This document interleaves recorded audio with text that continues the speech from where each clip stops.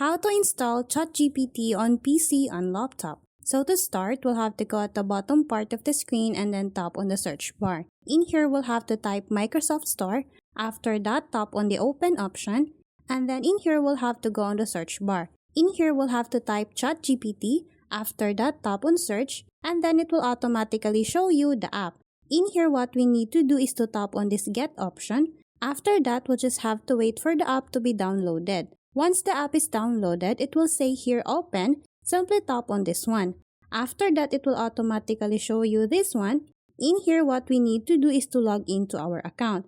If you have an account, simply tap on the login option. And then if you don't have an account, simply tap on the sign up for free. So that's how easy we can install or download ChatGPT on our laptop or PC. Thanks for watching, and if you find this video helpful, please don't forget to subscribe, hit the like button and then the notification bell so you won't miss any of our future videos. See you on the next one.